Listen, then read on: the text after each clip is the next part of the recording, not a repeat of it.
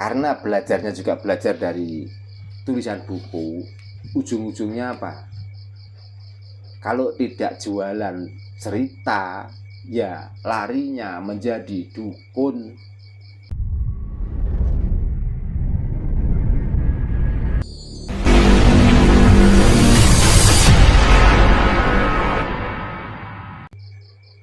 Makanya kita itu orang Jawa, ya enggak, jangan sungkan-sungkan dan jangan pernah lelah untuk selalu menggali tentang apa, kepribadian, bukan ajaran. Kalau ajaran tuh di mana-mana banyak ajaran. Orang diajar seperti apapun, kalau pribadinya tuh nggak mau berubah, sama saja. Yang penting itu pribadi kita masing-masing.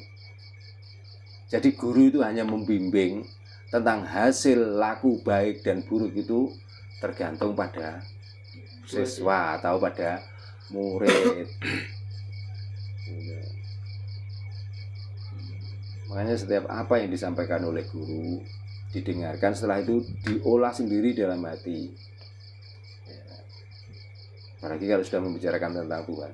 Tuhan itu sifatnya lembut, welas asih.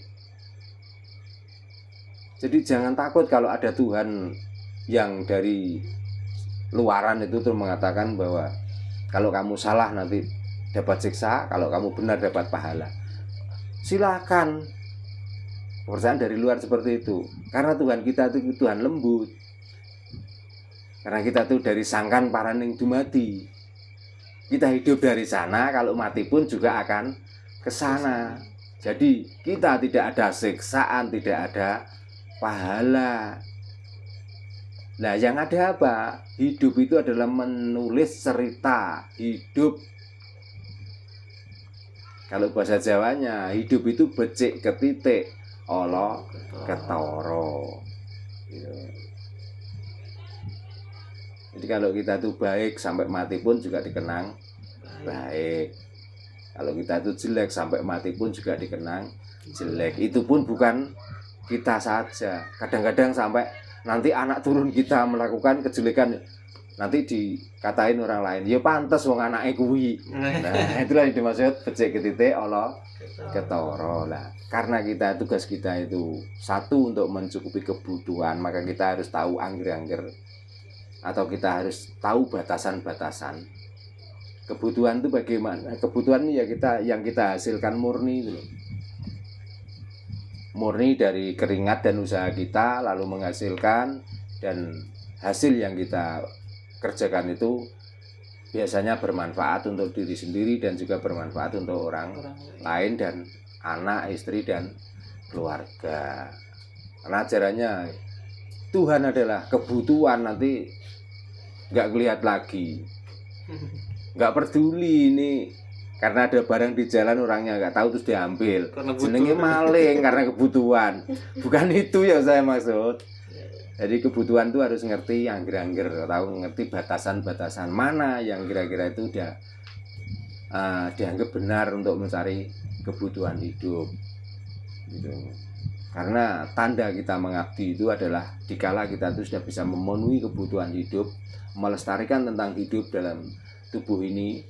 Ya tadi misal sudah ngomong, di saat kita lapar segeralah cari makan, di saat kita dahaga segeralah cari minum, di saat kita itu capek kita bisa berhenti di bawah pohon, kita bersih berteduh di saung atau gubuk, atau karena kecapean maka kita berusaha untuk beli sepeda motor untuk mempercepat jalan kita. Monggo Mbak, barangkali ada pertanyaan. Monggo agak kesini kalau mau tanya Mbak. Monggo, gak apa-apa, mewakili teman-teman. Monggo agak kesini biar masuk di. Mau nanya? Ya atau itu. Monggo, ada pertanyaan lagi.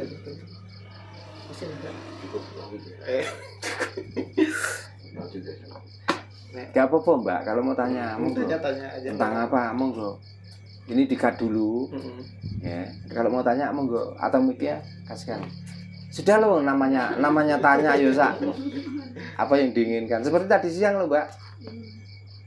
Ya ditanyakan tadi siang lo diulas lagi gak apa-apa. Jadi biar apa? Biar saya itu nggak kelihatannya ngoceh sendiri. Oh berarti bener di situ ada orang yang mendengarkan gitu loh, Mbak. Kasihkan tuh saya. Amit. Enggak. Monggo. Monggo, Mbak. Mau tanya apa monggo? Seperti tadi siang yang ditanyakan tuh loh. Iya, di pangku ini biar masuk suaranya. Belum berani. Dalam? Kenalan. Belum berani. Yang biasa. Enggak, belum terbiasa. Monggo Pak Karno.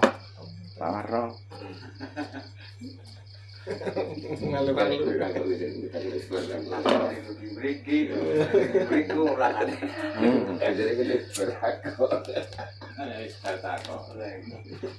Iku Mas Semedi yo. Ayo Mas Agus.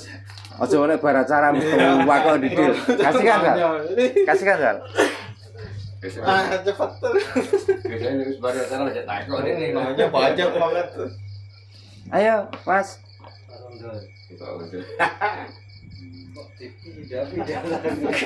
Sampeyan nek kon takon kok.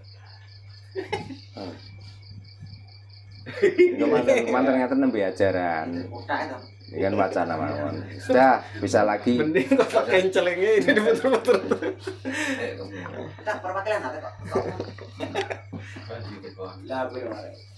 Nah mungkin Mbah ya dilanjut lagi. Iya. Kembali lagi ke pertanyaan yang awal gitu Mbah.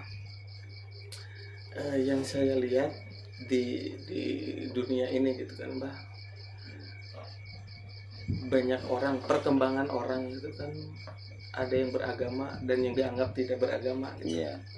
Mungkin kita bisa membandingkan di Timur Tengah sana yang Iya. notabene agama itu salah satu hal yang penting dalam aturan kehidupan gitu, Iya. dibanding dengan Eropa sana yang Iya. terkenal ateis dan lain-lain gitu kan Mbah. Cuman kan bukti nyatanya, fakta yang ada bahwa negara tersebut yang notabene agamanya itu kental dan lain-lain, mungkin bisa dilihat sekarang faktanya itu ya kehancuran, peperangan, pertengkaran dan lain-lain. Apakah itu yang dimaksud? Mungkin biasa kan Mbah itu selalu menjelaskan bahwa agama yang berlabel itu tidak lebih jauh dari sekelompok orang yang ingin mencari keuntungan pribadi gitu.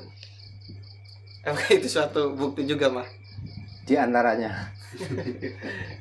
Lah makanya juga sebenarnya sudah sering saya sampaikan. Orang yang selalu ingin belajar dan kepingin menghafal agama, pada akhirnya apa yang terjadi? Ya seperti tadi aja. Karena kita itu sudah ketinggalan dengan ilmu zaman, kita larut dalam mempelajari ilmu agama. Akhirnya apa yang terjadi? Karena kita itu mau bekerja tidak tahu caranya bekerja, kita mau mencari nafkah itu nggak tahu caranya mencari nafkah. Akhirnya apa yang dipelajari, tulisan dari buku yang dipelajari itu akhirnya dikembangkan dan kembangkan dengan pengembangan ilmu yang dipelajari itu dia sudah berani memastikan. Maka tanpa dia itu dipanggil orang, dalam arti tanpa dia diberi nama orang, dia sudah berani memberi namanya sendiri, bahwa saya itu loh orang pintar, bahwa saya itu loh orang ngerti. Dan mestinya orang pintar itu kan orang yang memberi label, bukan diri kita sendiri. Pintar seperti apapun, kalau orang lain itu nggak butuh, nggak jadi orang pintar. Jadi kita itu mau bergelar apapun, kalau itu nggak dibutuhkan orang lain, itu nggak ada artinya. Makanya karena belajarnya juga belajar dari tulisan buku, ujung-ujungnya apa? Kalau tidak jualan cerita, ya larinya menjadi dukun.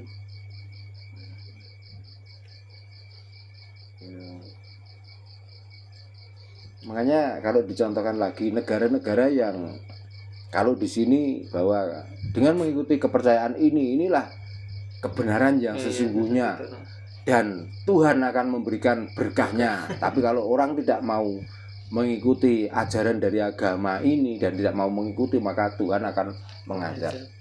Nyatanya di sini dalam satu negara itu ada berapa agama yang berbeda-beda agama. Nusantara ini selalu tiap hari, bahkan tiap jam, bahkan tiap detik itu selalu keluar rahmatnya kok, keluar berkahnya kok. Lah orang yang setiap detik, setiap jam, setiap hari, setiap bulan itu selalu mengedepankan agama, kok malah hancur?